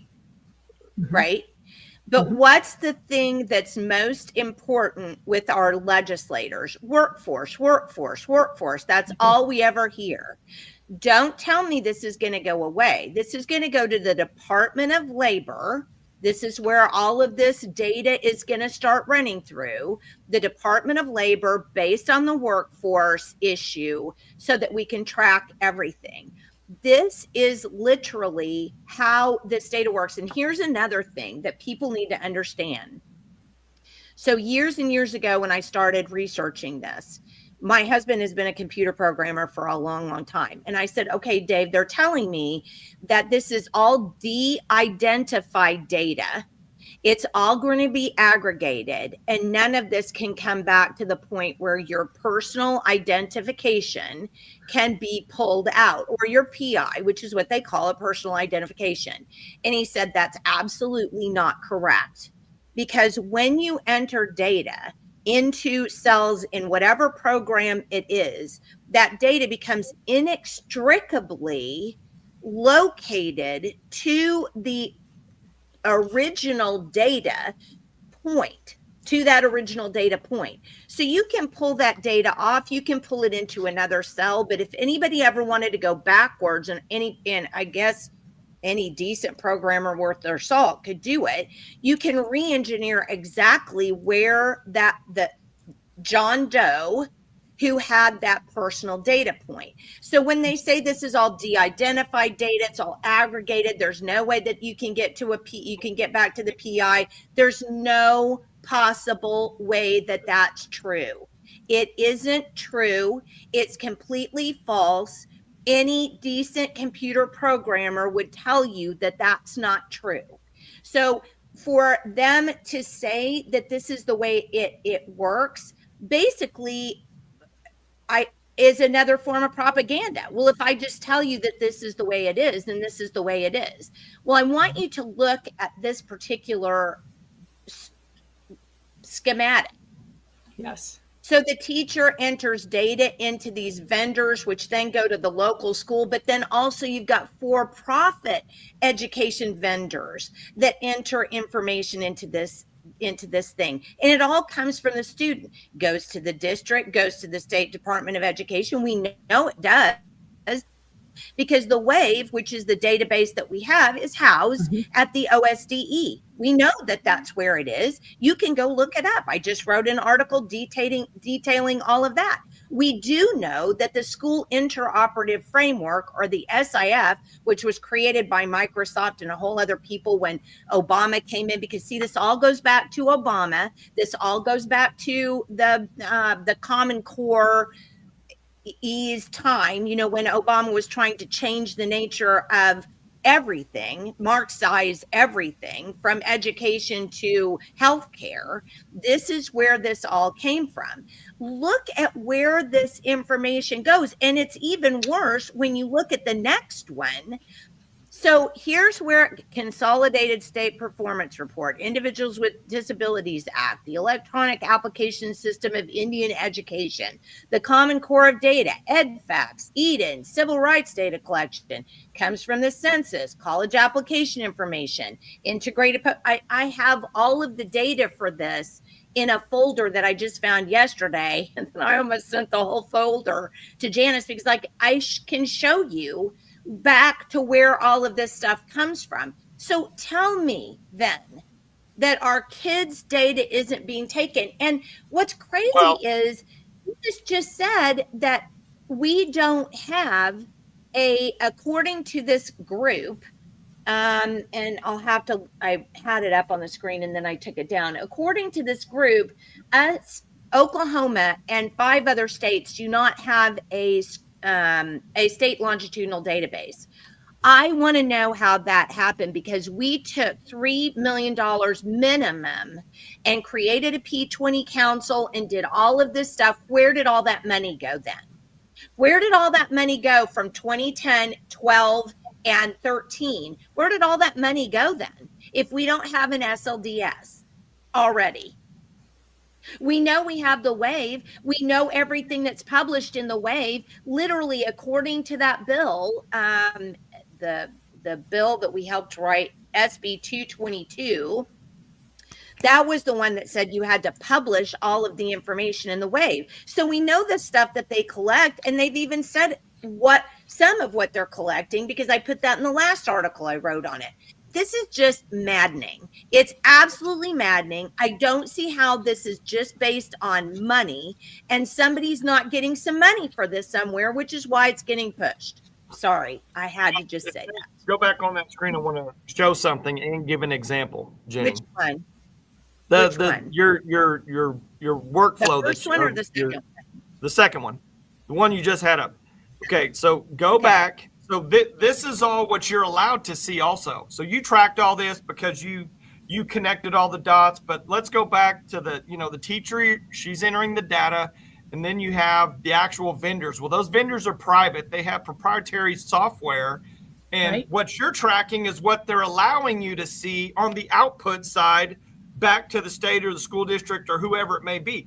Think about this, just like with my smart meter. When I got my smart meter removed from the house, the guy at Edmond Electric, the head guy literally told me, he's in my backyard. And I asked him, I said, I want to know how many data fields are contained in this meter. It was over 200, but he said, but we don't access any of those. We only access about 4 or 5. That's it. That's all we have access to. We're not going to use any of that other stuff. Well, it's that other company that makes that meter, global international company that makes that meter. They have all the rest of my data or whoever's data that's on. Just like this deal, you got the teacher putting in all that data. All those private proprietary vendors have all that data. God knows where and who it's going to. That's the real other side of this deal. That is. And but even if we know that this is going, and we know for a fact that this data can go to all of these places. And it's kind of like I was saying before, Department of Corrections people, National Institute of Child Health and Human Development. Look at where this Department of Health and Human Services. It's just, I'm sorry. This is your show, Mary. I apologize. No, this is exactly the conversation we need to have, because Senate Bill 224 addresses none of those things. So Caldwell said to these grassroots folks that met with him, because they're commenting that all of this data is already being collected, right? All of it. This is just a brand new shiny system that's going to bring it all together under the fallacy is that we have more data kids are going to learn. Well, on the financial side of this, someone brought up a really great point. They asked him, so are we going to cancel paying all these vendors for all these other systems that are currently collecting what you say is data that's already being collected, because now we have this shiny new system with a new vendor? His answer was no. They will all keep going collecting it. So all those folks have all of that access that Michael just said about your data that's being spread around the universe to all these entities. And you'll be paying for the new shiny system and the new board that's going to be overseeing the shiny system. On the freedoms and liberties side of this, I would say to Caldwell, who says we're already collecting this, then your bill that you should be representing for the people of your district would be one to stop collecting all of that data, because they're getting far more data about these kids and they just continue to increase it. And again, we have an inverse relationship, like administrator salaries and kids' outcome. The more data they collect, it has not turned into positive outcomes. We went through this with the whole Hoffmeister administration. They pulled down all the district and school records and school report card and all of that because they had to rework and come up with this shiny new system. Scores plummeted. This is an absolute fallacy, and I'm with you. One of the other things that this letter, and I have to talk about this letter that was written by Moms for Liberty, and then signed on. You can download this letter here in the article. Go to V1SUT.com. And this letter is so well written. It talks about this bill being nothing more than a Trojan horse promising efficiency while delivering a multi-million-dollar surveillance nightmare for Oklahomans. And then it goes on to talk about the voices of the people are being silenced with chatter behind the scenes about the support of this bill from the Oklahoma State Chamber and OEQA. So what none of the representatives involved that are, including a Democrat, will respond to is who requested this? Who requested this shiny new data system? And what these grassroots folks are finding out, the Oklahoma State Chamber and the OEQA, and I don't know if people sort of understand what the OEQA is, but it's another government agency that was created just like this through legislation because we needed more people to oversee education quality and accountability. And if you look through who's on the commission right now, it is absolutely laughable if you're talking about a representative democracy. So on this, just to give you a couple of examples, we've got superintendents on this. We've got a higher education member who, this is someone who's an assistant professor in educational leadership. We have educational leadership. What does that have to do with students? What does that have to do with student learning? I'm not sure, but she's on this commission that's behind pushing this along with the Oklahoma Chamber. We have teachers, all education insiders. And so here we're supposed to have a business and industry member on this commission, correct? He's in ed tech. He's an ed tech person. He has a company that provides education technology, right? Then we get down here and we've got someone, our parent member, right? You'd think this would be a parent to give. No, this is somebody from Epic Charter Schools is our parent member on this commission. So parents are being, and taxpayers are being boxed out of the process. If you think this 9-member commission over this shiny new Senate Bill 224 data system is going to be any different, it's not. I literally can't take it. And guess what? It's probably going to have to get a whole lot worse and it gets better before all the plebs just wake up and say, that's enough. Correct. So I think the tip is for folks, this needs to be a statewide grassroots effort. This legislative session has been so deluged with junk. It's horrible. That you cannot follow it. And it seems that that's by design. This is a bill that's got to be stopped. Well, but it's in committee, I think, today at 1. So good luck for that now. I mean, it's clear that this isn't anything. Okay, hold on. Let me go through some comments. Excuse me, Mr. Caldwell, but I graduated high school before we were graduating students with a 3rd grade reading level. Love you, Roberta. Steph says the law is what honest people have to follow or they pay the price. The elites are excluded from the rules, and that's 160%. The question should be, if we're already collecting this data, will we remove those vendors that are already collecting this data? Will it then push the money over to the new collection system? That's a good question. The answer is no. We will continue to pay for independent data collection as well as the new collection system, of course. Again, look at the legislation some of these clowns push through, yet they keep getting voted in. Yeah. Data is used to market our kids. What could go wrong? Well, and profit. Because don't forget, Sherry was on here one time. Sherry, I don't know if you're still on. And she said one of the most... It was like the most horrifying and then the most enlightening thing at the same time, which is basically right now we have education to make money off of kids through data collection. That's why we have education. It's not about teaching them anything or making anything better. It's about how much money we can make off them. This bill only adds to the backs of taxpayers in the state for another overreach of government spending. Breach it, Jenny. No, Jenny, legislators do not work for us and they do not protect our rights. They steal, kill, and destroy. Well, Michael is spot on. Data is control. What control are they wanting to push? Also, this bill states in plain 3rd grade text that this information will be shared with and also others.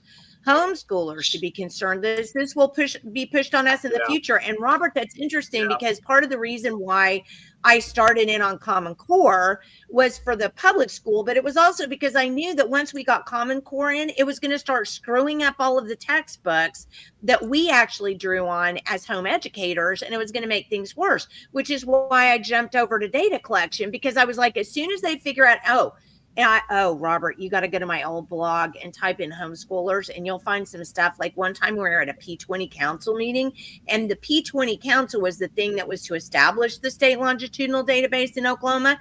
And we were at a P20 meeting, and one of the guys who was sitting there literally lamented in front of all of us. Me, ask Julia. Julia will tell you it was true. She was sitting there at that meeting, actually lamented that they couldn't get data on homeschoolers. Lamented at the meeting to set up the state longitudinal database system. I'm so glad you're fighting this. What Michael just said is spot on. Those with the data will be able to identify patterns and manipulate and exploit the results to serve their interests, all while mouthpieces gaslight the population. And you know what? That's part of the reason I argued against the state grade card all those years ago when they first brought that on. Why did they bring that on? To get federal funds, because the ESEA said that they had to have a grade card in order to get their federal funds. People, this is not about you. It's never been about you. It's never been about your children. It's always been about money. If you don't understand that, go over to the wall and bang your head upon it 50 or 60 times until it gets in there good. Becky, yes. It's just like the CCP. Yes. Factual. The preamble to this bill states that the goal is to make sure that we have a good investment. Who decides what a good investment is? Actually, I'm going to back up, Roberta. What investment are you talking about? What is the investment? Where is it? Where is the investment? The state can't invest anything. Oh, that makes sense. John Boy. Who's going to be able to purchase or obtain this data? Very, very interesting question, isn't it? It won't be us. Do you know, if you go to the state website, and this is in my last article, if you go to the state website, I have everything in there where you can go track it down. If you go to the state longitudinal database system website and you say, hey, can I get in there and look at the data? They say, no, sorry. You know what? That's against the law, but it doesn't matter, because why do we have laws? I don't know. Good question. Well, and to his point, I encourage you, there are links in the article to go read the bill.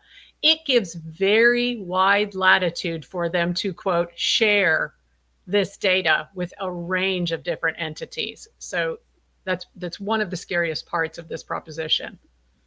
But that's what they said in the original bill. That was why we got so upset about the original state longitudinal database that was proposed in 2010 and went into legislation in 2010 in that same bill where they instituted Common Core. That's where that was. So, I mean, this has been around, and that's the other thing that just frustrates me. This has been around since 2010 and Obama, and Janet Barisi, who was our first Republican state superintendent in a long, long time, doubled down and took on every single one of Obama's 4 pillars for changing Oklahoma education. If you don't believe it, go to our old blog spot. All you have to do is type in Reclaim Oklahoma Public Education blog spot, pops right up. Put that, I have documented, copiously documented all that happened during that period of time. All this stuff has been in place. All of it has been in place since 2010. We got federal funds for it. It's Marxist. Everything belongs to the government. Very true. Put aluminum foil on your smart meter, John says. It'll upset the electric company. Steph wants to know how she gets the meter removed. I think it's called a Sawzall, but then the only problem is you better have backup for that. Y'all need to do a show getting rid of smart meters, and we can do that. I mean, me and Michael can surely do that. Representative democracy. Real quick, Steph. First, read all the little fine print on your electric bill, because a lot of times down there, like on mine, it specifically said how to do it. And actually, in Edmond, they might have changed this, but when I did it, it literally says that no matter what the meter is, that I'm responsible for getting the reading to them for a certain date. And I use that against them also. I said, you don't need all this two-way stuff. I'll just put an old school meter on mine, and I'll call in, on whatever day you want me to call in, and I'll tell you what the numbers are.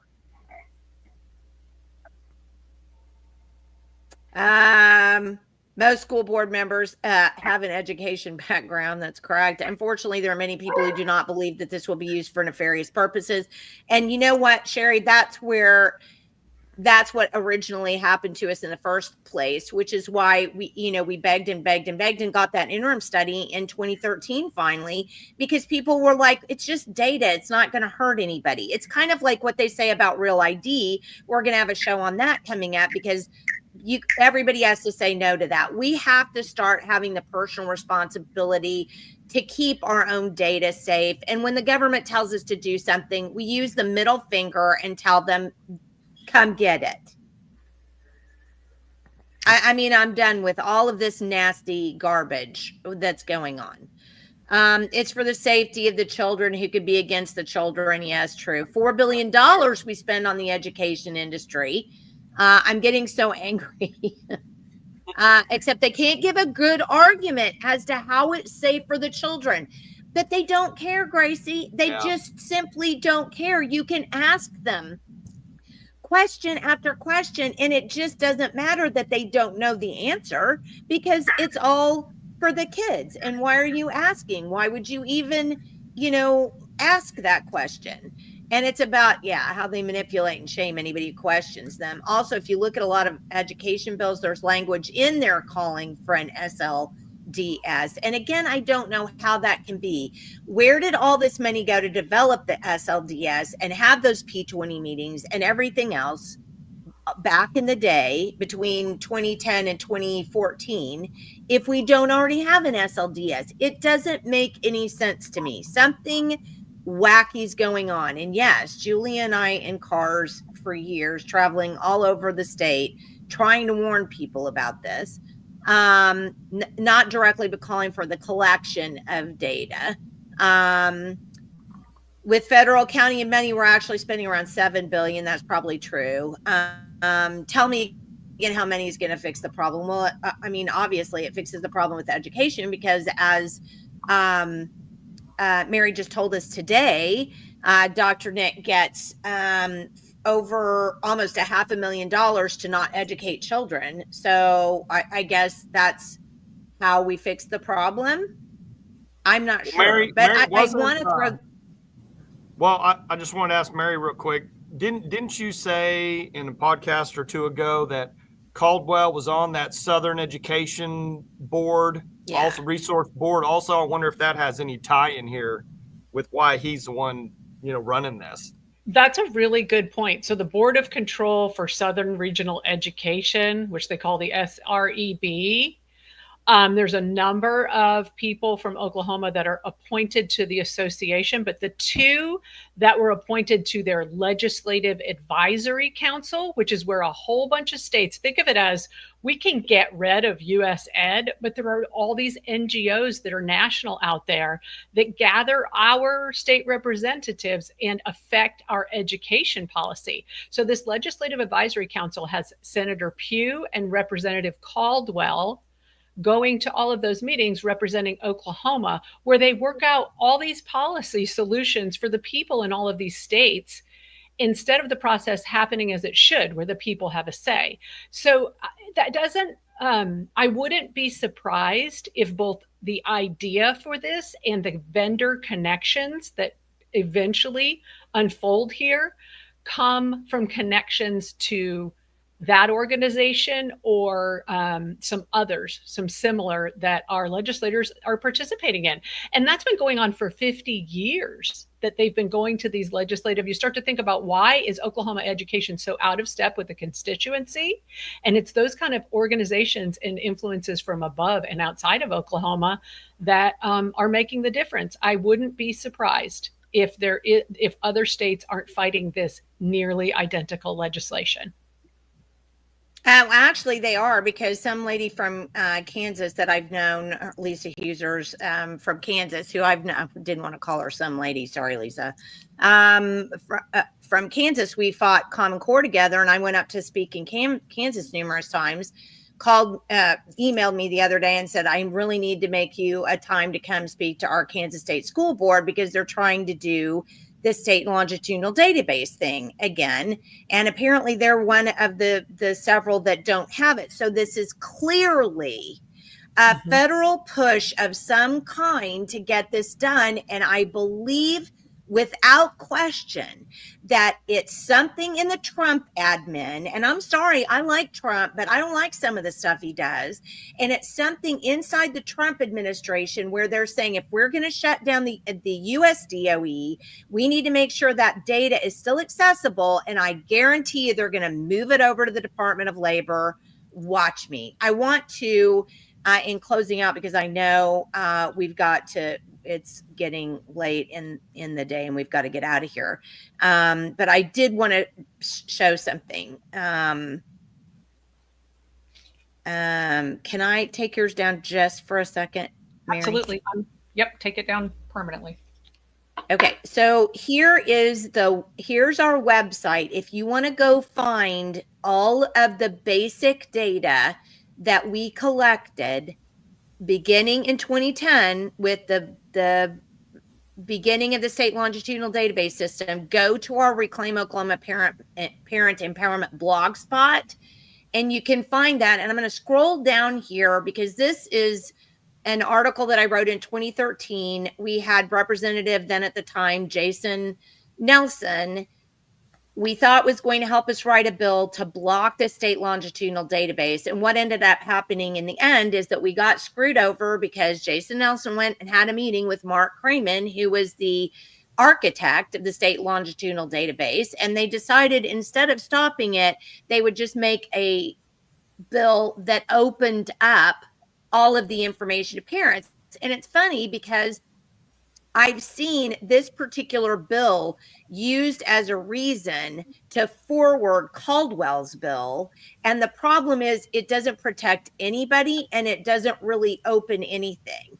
And if you want to look at some of the fields that we know are in the state longitudinal database, it's really important to go back to these things because we've taken screenshots from everything and shows it's like blood type and what are some of the ones that I taught?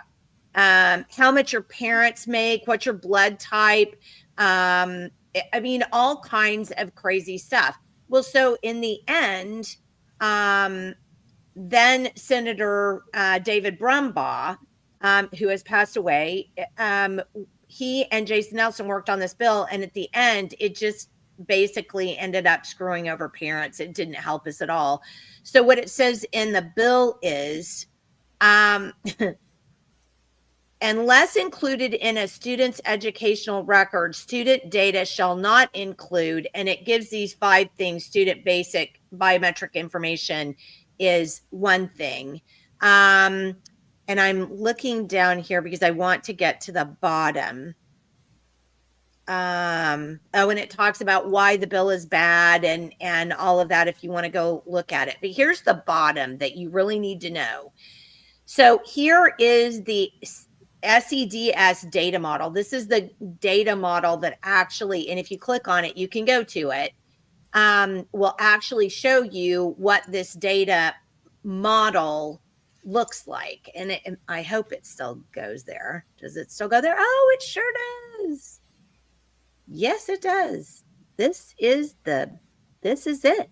This is the Common Education Data Standards Model, and you can actually go and look to see what all is data that they're actually collecting. So it's super interesting.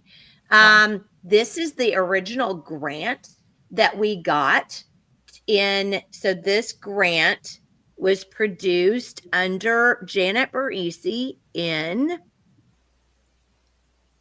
I don't see the date on it, by John Cramen, the executive director of student information, and it will tell you all about this grant. So we got this grant And where did that money go? Because look what it says, building an Oklahoma P12 state longitudinal data system. So the receipts are here, peeps. It's not like it's not here. It's all here. We documented the stuff from all of this information, if you really want it, it's right there. Go find it. We had one other, this last one that I'll show you is the one that I just wrote not very long ago. And it says why these are unnecessary, because the wave captures student data on education in the workforce. And so I have all of the, look, you can go in here and go to all of these places that I've shown you. OSD is a data governance board, a data privacy plan. We have the wave code tables. We're updating our SIF network. I mean, all of this stuff, this is what we're doing right here already. Correct. And paying Come for. on. And paying for those vendors. Yep. And if you want to watch this, in that article is the 2013. This is what we did for the interim study in 2013. It's right there. You can go and find it. It's all there. And here's the crazy thing. All of this information is out there for anybody who wants it, including our legislators. It is. Just saying.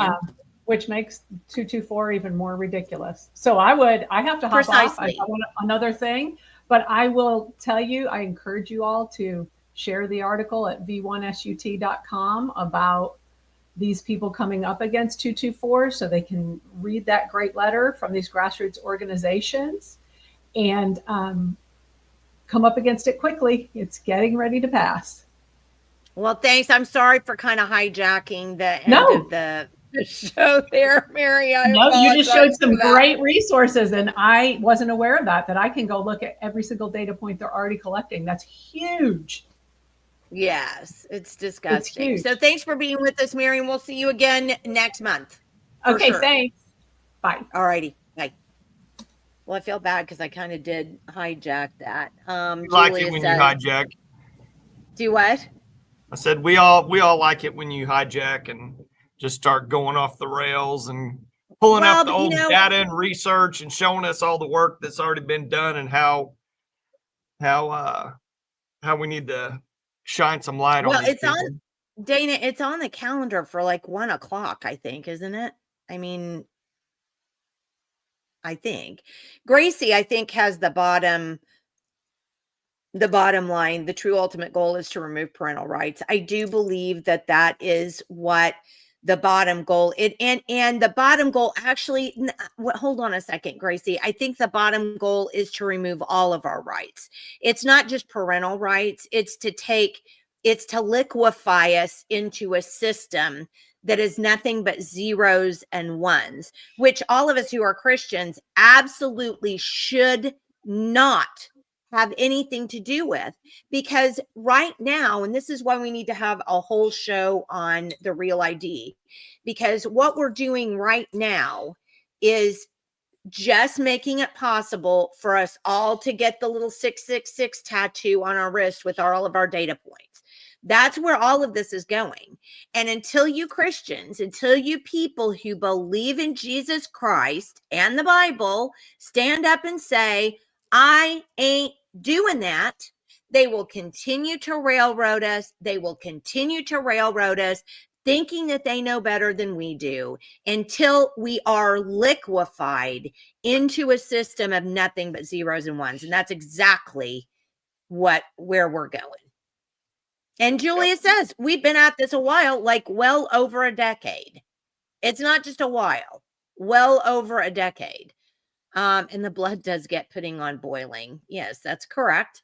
Frey and Biddy would be in committee, which is a will pass with flying colors and then go to the House floor. So they could ask the rep to vote no when it comes to the floor. So that's a good point. So email your rep and say vote no on this. I think if we could just get enough vote no's, They want to homogenize us like we're non-fat and they're the cream. That's correct. I agree with that. Rebel, rebel, rebel. Absolutely. Yes. No. Yes. Well, so like I said, I feel bad about hijacking that, but I think that the point is that people are extremely myopic. We only see what's in front of our face. We don't like history. We don't want to go research things and find things out. And for me, this is something I've been doing and been deeply involved in, or was originally. I mean, I got out of it for a while because I'm like, what else am I going to do with it? I mean, how am I going to stop it? You've already done everything. What, and then honestly, that bill that I just showed you that I wrote about on our other blog spot, that was the beginning of the end. I mean, it was bad enough when Common Core did what Common Core, but that was in 24. So they screwed us over in 2014. This was the pre-screw over in 2013. And so by the time, I mean, I was disillusioned in 2013, but me and Julie were like, and Lynn, we were like, no, we'll just double down. We'll get it done. Well, in 2014, when they basically passed Common Core and then said, oh, no teeth in it. Sorry, I guess do what you want. I was just like, I'm done with this. I mean, so I went away and I focused on my town and, did what I needed to do in the town. And then, slowly got back into this, but it is, Well, we what do you have to think wake people up. Yeah. Well, what do you think the engagement difference between like the grassroots then and now, since you're, I mean, you've In been 2010, we had way more grassroots engagement. You've got to go back and remember that was when Obama took office. We had the great big, I can't show it to you, but I have my giant photo of the Taxpayer March on Washington in 2009. Right. And I mean, there are so many people there, you can't even see green grass. And that thing was shot from behind the Washington Monument or behind on the steps of the Capitol. And you couldn't even see green grass. So in 2009, right before, well, I guess it was right before Obama got elected, all of that happened. And we elected all these people in 2010 to go in and to clean things up. It was the, Tea Party movement, taxed enough already. We were going to get this taken care of. What happened to all the Tea Party people? They went right in, voted for Obamacare, voted for all of this stuff. I mean, no, we don't have the grassroots people that were working on this in 28, 9, 10. But you know what? So many of those people quit. And I'm very, very glad to see a huge grassroots movement coming back right now. Uh-oh.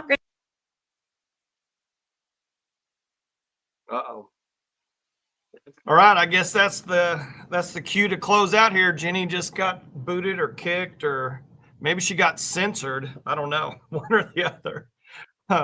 We'll see if she pops back in. But either way, Friday is my brother's going to come back on, talk some more about his experience with, and my camera is doing something funny. Talk about his experience when he was a professor at Texas State, and he was a professor during the first term of President Trump, and just all the craziness that he was seeing and going through, and just stuff in and out of their department and everything else.